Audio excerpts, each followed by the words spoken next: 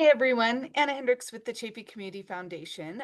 This video is to walk through the grant portal, which is where you will be reviewing all of the applications that are assigned to you through the community grant process. This is going to be the home page. I will send each of you, especially new users, an individual email. I'll have a link to the grant page as well as your login information. I'll create a password. You're welcome to change it if you would like. You are always welcome to leave it the same as well. Once you log in, it's going to take you to my administrator page, and then very quickly, I'm just going to switch over to my evaluator page. So I'll see a dashboard that's going to look very similar to yours. One of the things I always like to tell people is that if you're ever somewhere, even in an application, or you kind of get lost somewhere, there's a few buttons. If you go to this home button at the top, that's always going to take you back to this initial page. So it's a good place to kind of get recentered.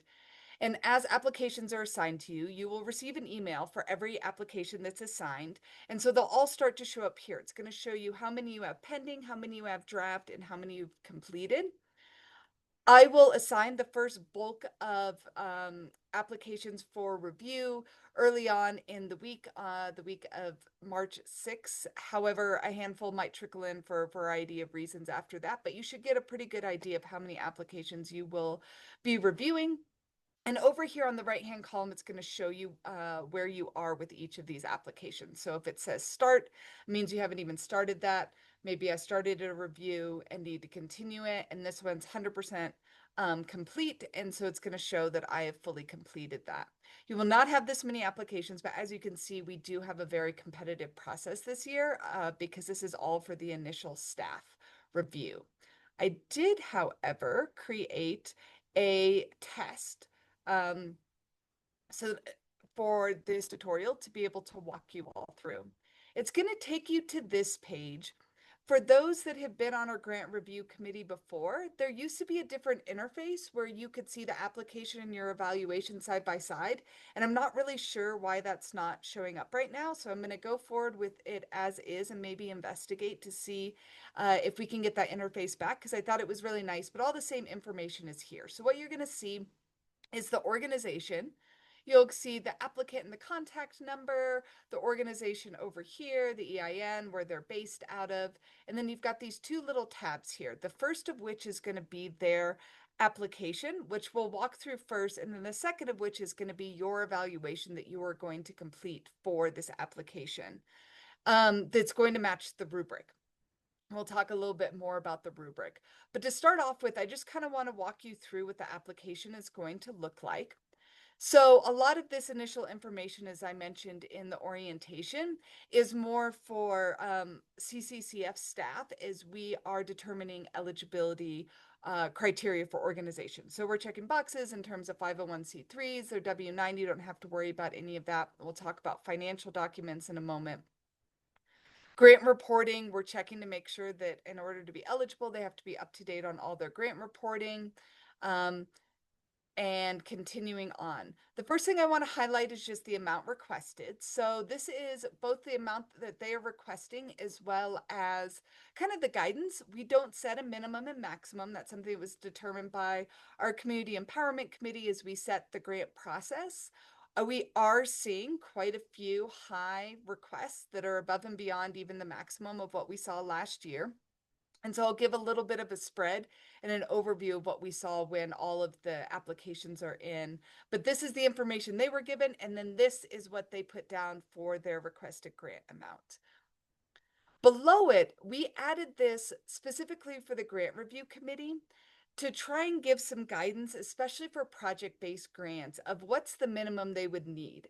During the orientation, I mentioned that we often, and I don't want to say always, but very often award partial funding. It's just we have more requests than we have funding for. The grant review committee typically likes to support a variety of organizations, doesn't necessarily have the fund to fully fund everything.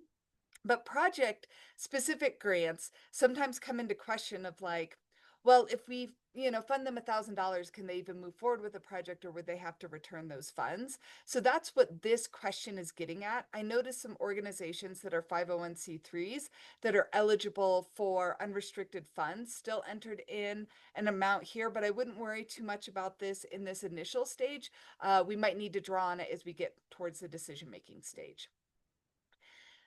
You don't have to pay too much attention to the type of organization. It's going to help you understand whether they're writing a grant for a restricted or an unrestricted grant. So an organization application or a project-based application. The only organizations that are eligible for that specific organization unrestricted funding is going to be a local 501c3 nonprofit. Local meaning that 50% or more of their population served is within this eligible geographic, are we at 6 counties or 5 county? 5 county region.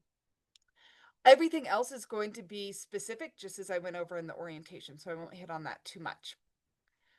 This is going to give a geographic breakdown of where their service area is. It doesn't really, it's not too applicable as you're scoring their application. Again, we'll be looking at some of this, and we look at this internally in terms of eligibility for different pockets of funding, the different municipalities, Sangre de Cristo, et cetera. So, and we'll continue to scroll down. You'll see these check boxes where they need to check on a focus area. And this is also to help identify some of that criteria. Especially we have Sangre de Cristo that has very specific criteria for promotion of health, relief of undersourced resource communities, etc. They are just here writing why they feel like they're eligible and their organization or project meets that criteria. This is not scored. So you really don't have to spend too much time. This is really for staff to ensure eligibility, and we're just making sure that they're eligible, which pockets of funding that they are eligible to be considered for.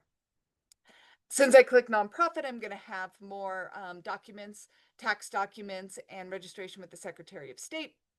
And then really we're going to get into the heart of the application, which is what you were going to be scoring on. So your focus is really going to be on these narrative questions.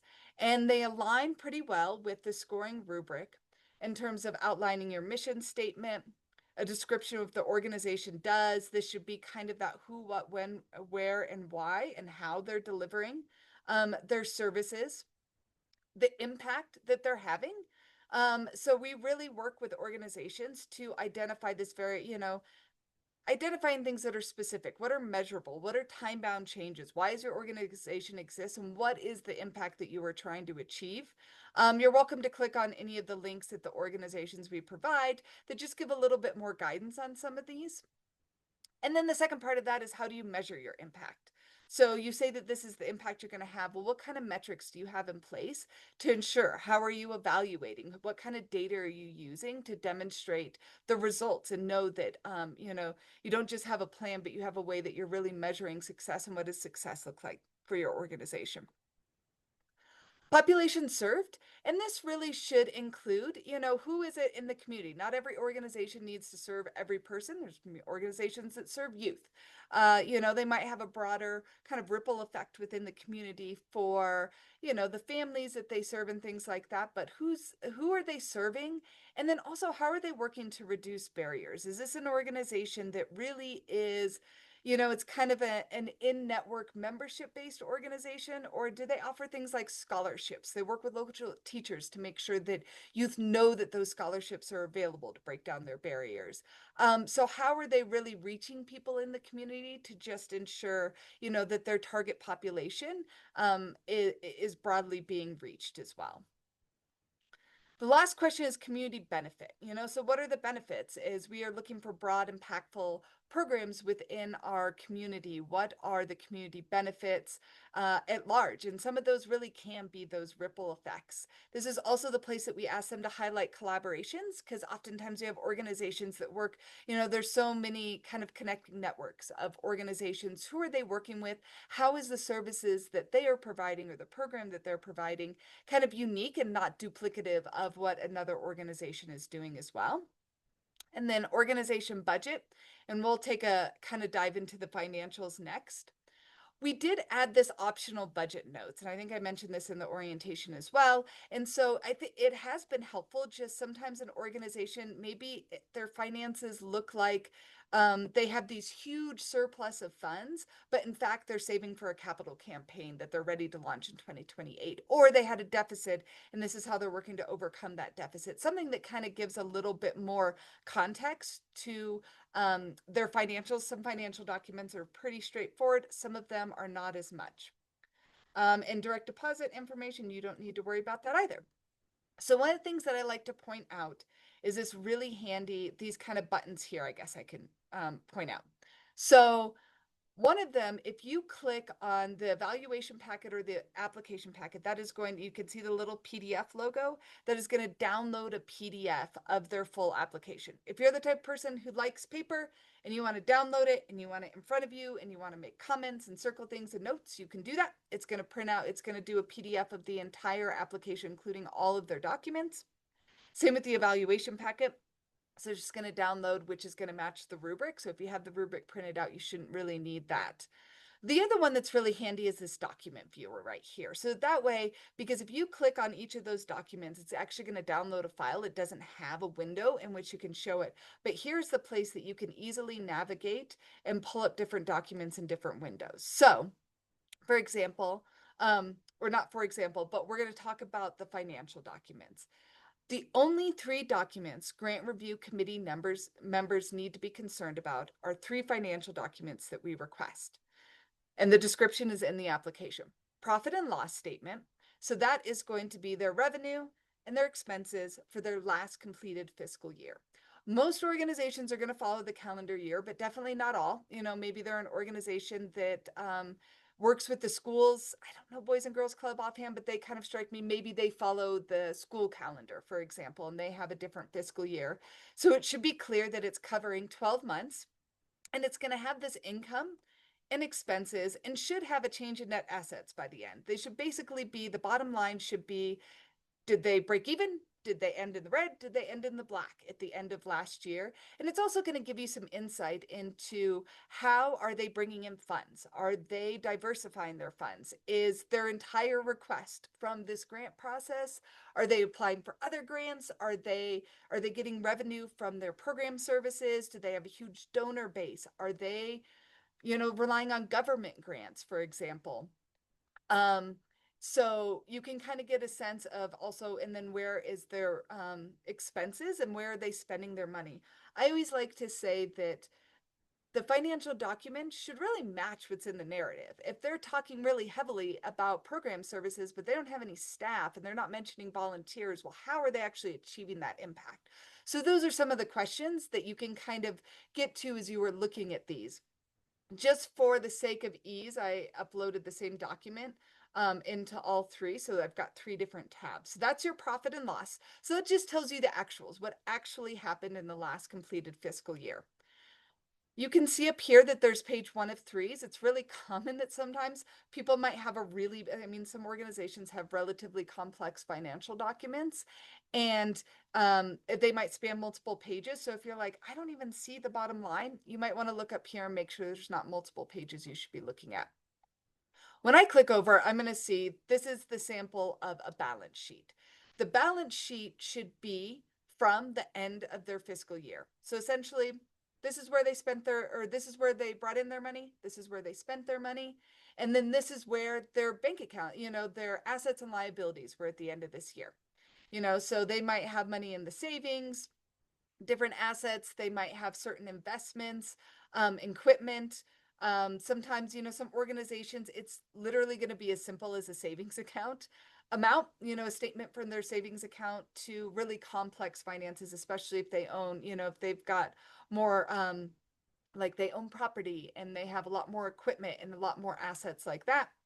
So it's going to show their liabilities. And at the bottom, it's going to show that total net assets. One of the things that we like to highlight is that we often guide organizations that 3 to 6 months of operating expenses is pretty good practice, kind of the same as it is with your personal budget, is you want to have a safety net if things are to go wrong. And so sometimes it's common that people might see like, wow, they've got like 6 months. If we look at this organization, for example, their annual revenue is 400,000. They could have up to $200,000. And maybe for their personnel costs, their, uncertainty of government funds, that might be a really good safety net for them. We don't really want to penalize people for being successful.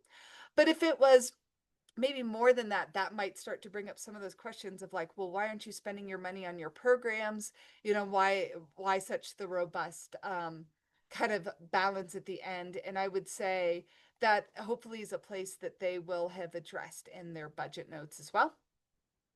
And then the last document, I realized I just put together an organizational budget for nonprofits, those unrestricted grants, local 501c3s. They will have they will have the whole organization budget. So this should be board approved, and that's for their current fiscal year. So sometimes you'll get an organization, maybe their fiscal year closes March 31st. So they could be 11 months into this and their finances, but that's just where their fiscal year is. A lot of organizations, like I said, would end at the end of the calendar year. This is their projection. This is their plan. What things have changed? What things have shifted? And I'm not on my right tab. There we go. I basically took their profit and loss statement, kind of this dummy profit and loss, and then highlighted some things that maybe they changed. Maybe their government grants really went down, and you can see that they are actually increasing their earned income on their childcare. So that's how they're kind of making up for things. Their personnel, that looks like their personnel costs might be going up, but they're cutting some other, maybe because of these government grants going down, they're cutting some other expenses. Maybe they're projecting, you can see here, this is 390, the other budget was 400, so a little bit of shrinkage. Maybe they look like they're going to double in size in next year. That might be something to be like, wow, do they have the capacity? If in their narrative, have they really gone through the capacity to double in that size of programming? Or maybe they really have, and that's part of their whole plan for 2026. For restricted grants, this budget should look specific to their project or the local region. So public health is going to probably upload a huge budget that's the big county budget. You're not going to weed through that. Chances are you're going to see they're very, they're public health, they're the government, they're financially, I won't say healthy, but they've got big complex finances. And their project budget is really where you're going to see what's the other revenue they're pulling in for this project. Are they solely depending on this? Are they bringing in other sources? Where are they spending that money on? So it's going to be a lot more honed in on their specific ask or what they have written in their application. So maybe, local food bank. Or for an organization that's a statewide or maybe a larger regional budget, they might upload their full organization budget, but they should pull out the programmatic expenses for their program that's within the eligible counties. Serve statewide. I've got a column for my Chaffee County. This is how much personnel we are dedicated to this. We utilize, we bring this amount. We're going for these other grants that are supporting it. A percentage of our donor income is going to these. And then these is kind of the percentage of that total expenses that's going to this project as well. So it should draw out a more localized budget for you to be able to review. And so that's your finances. I'm going to follow up when I do in an email. We usually give some kind of context, so like a reminder of what each of these documents are, things that grant reviewers should be looking at as well. I'm going to close this. That's the application. And this is going to be what your evaluation looks like.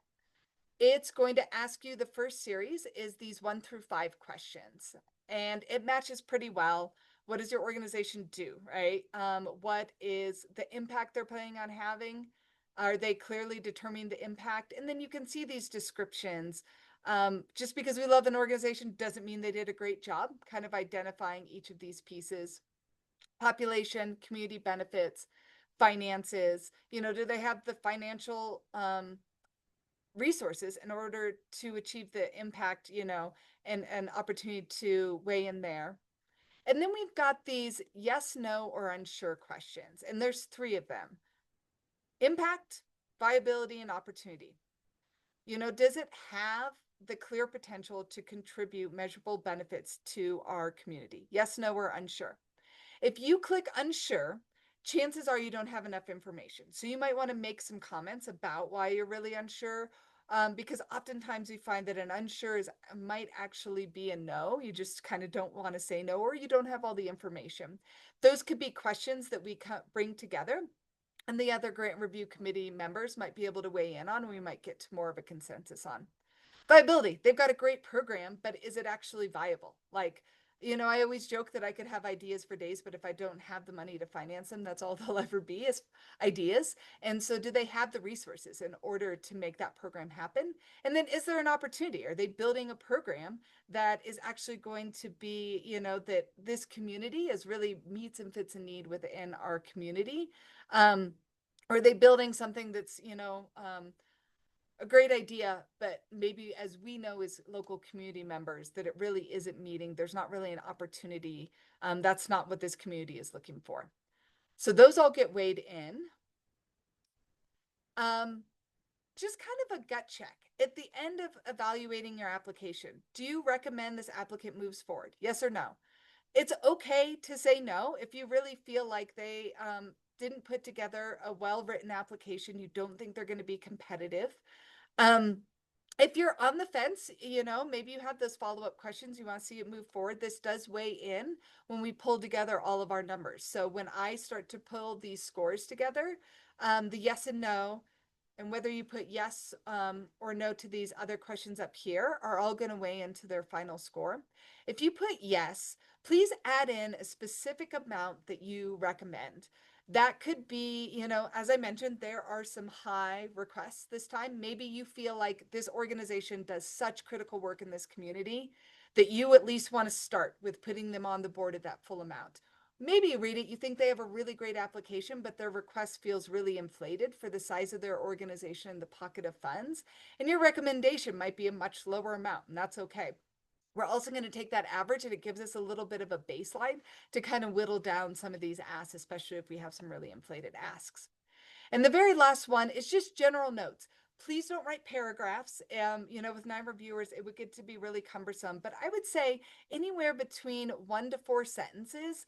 This was an extremely well-written application. They serve such a critical need in our community. Or I feel like, this organization meets this critical component. I have concerns about their financial viability given X and X, listed within their project, and it doesn't seem like their staff have the resources. Just some kind of notes of at the end of this. Where did you land with this application? What are maybe some questions, some discussion questions as we talk about this as a group that might be worthy of highlighting? I should have said this earlier, but always save.